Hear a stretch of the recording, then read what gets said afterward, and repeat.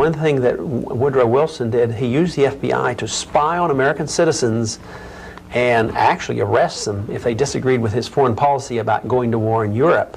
And isn't it interesting how recent they used it in the Vietnam era?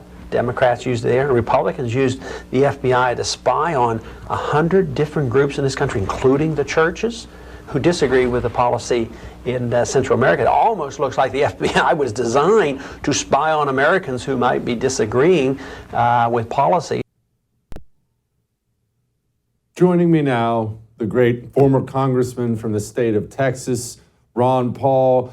Ron, I do have to ask, is it frustrating or does it feel good to be proved right with all the things you said throughout your career and now they're all coming to fruition? And I know it's horrifying, I'm not saying it otherwise, but is it frustrating? Do you look around at all the people now who are coming around and you say, where were you back when I was saying it?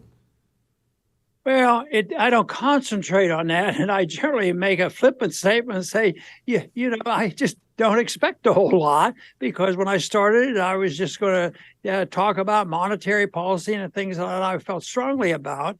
And I'm surprised that there's been this much attention to what I've done over the years, but I don't get a frustration, because if I thought I was going to Washington and maneuvering to raise millions of dollars to become a chairman, get on the banking committee and end up ending the Fed, it would have been naive and it wouldn't have been realistic. So my approach was not even really my approach in Washington was mainly to socially get along with people and talk to them so I might get information from them, or even by accident, maybe persuade them in a certain direction. So I think my approach has been different, but I never got up and I'm real frustrated about it. I do get annoyed though when there's an issue of war and they continue to do stupid things, evil things, costing a lot of money and a lot of people dying. I get aggravated when that happens, when I keep thinking, the solution to these problems is not all that difficult. Well, there's plenty of that going around, especially when it comes to war. We, of course, ended the war in Afghanistan, albeit in embarrassing fashion. And lo and behold, we found another place to go about 15 minutes afterwards. I'm sure that's totally a coincidence. So, it never ends. They're always planning the next war, and sometimes they get involved in many places. Just think of, under Bush, think of all the terrible aggravation there. But even now, when the Democrats, who are supposed to like war less so, look at Libya for them and Syria, and Assad has to go, and the process continues. And it seems like it's a very bipartisan problem, even though you can't deny that on occasion you'll hear better speeches from one group than another. Right now, we're starting to hear some pretty good speeches from Robert Kennedy, which, I just want to hear activity that is expressing themselves, that represents that at least people are thinking about a different approach rather than this interventionism and this corporatism and this globalism, and with no sincere concern about our personal liberties. Back when the Patriot Act was passed, you were one of the very few Republicans who voted against it. I am ashamed to say that was one of the things that, boy, did I miss out on. I was a young hothead. I believe I was in the Marines at the time, and I thought it was fantastic. And I look back and I think, oh, naive Jesse, how did you not see that they would use this against American citizens? And I wish I could go back in time and slap young Jesse awake, because he was not awake back then. Yeah, that happens. It always delights me that if somebody was there and I helped them along. One of my closest friends, who's no longer with us, was Walter Jones. He's such a sincere, likable person, but he was a conservative Republican, represented a lot of military people. And when Bush was leading us up to the war in Iraq, we'd have briefings, which I couldn't stand because I knew they weren't giving us the truth. But he would go sincerely trying to understand it. And there was a light bulb went on with him. He says, after he saw what was happening, he says, they lied to me. The people who were supposed to give us information to help make a decision. And he came to me and asked me about it, and I gave him some material. We became very, very close friends, and he voted with me. But that delighted me. And I was influenced a whole lot by Leonard Reed of the Foundation for Economic Education. And he had a theory about education and persuading people on political issues, economic issues. And one of his was become as informed as you possibly can and do what you think is the right thing. And you don't have to worry about who's listening, who cares.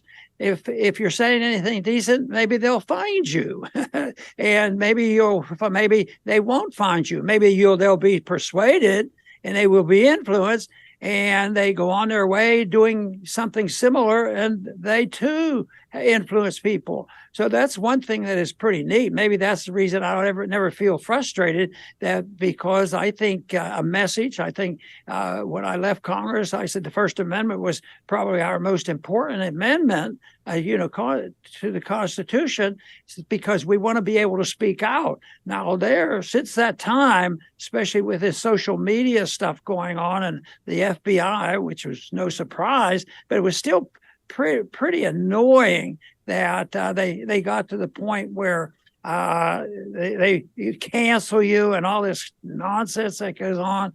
So we have a long way to go, but I keep looking at the people waking up and changing their minds, and I always fall back on the fact that we have been warned that you will never know. You can't count who remains in the remnant of people who know what's right, and they can tell that, distinguish it from being wrong, and know that peace is better than war.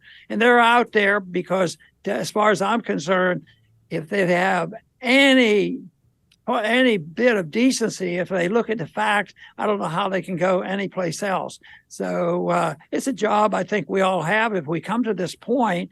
I sort of felt like that in the 70s with the going off the gold standard forever. That was the declaration of bankruptcy. They worry about, will the American government ever default? They do it all the time. They've certainly been doing it since 1971, cheating people out of the value of what they earn and save, and promote war and plunder. So that's annoying, but it should incentivize us to do more to try to change it. Speaking of monetary policy and things you've been right on for a very long time, here's you back in 1983. There is no other power greater than the power over money, the power to create and contract the money supply, the power to control the purchasing power of your money. Throughout history, this has proven to be the most sought-after monopolistic power of man. By what moral right do we have to create purchasing power out of thin air?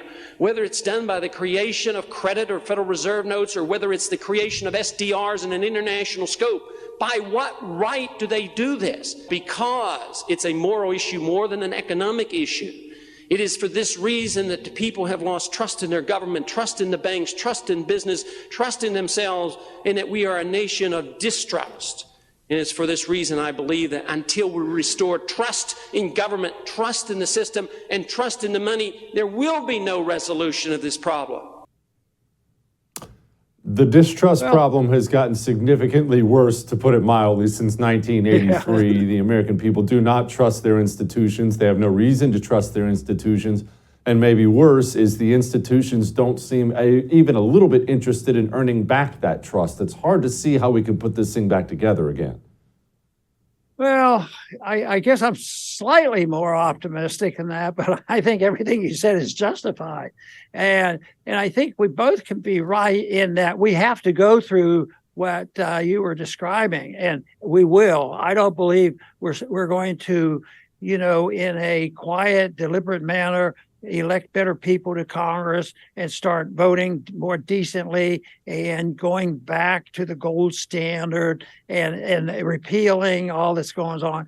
We're going to have a crisis, and there's going to be a contest. I think, unfortunately, it's going to probably be violent. And then we have to decide what we're going to have it. I sort of think that the significance of what's coming is probably as significant as what the founders took upon themselves when they got sick and tired of the tyranny of the British. And the odds were against them, and they prevailed. So I think that it's going to be a problem because the one rule of economics, especially free market economics and analysis of that, is when you overspend and overprint money, you distort the economy, and there's too many excesses and too much out of balance, and it has to go back to a balance. The market demands, you know, that it go back to common sense. And that's why the market is saying you have to deflate, you have to eliminate the debt, and you have to go for honest money. And that's against the people who will do anything now to keep the empire, to kill it, and continue to not only keep it, continue to build it. As many failures as we've had in the last several decades, the authorities, both Republican and Democrats, are still determined to pursue it and expand the empire. It doesn't make any sense. It sure doesn't. Ron Paul, it was an honor, sir. I appreciate you very much. You like what you just saw? Subscribe to the YouTube channel. The First TV has a YouTube channel. It's outstanding. Go hit that subscribe button now.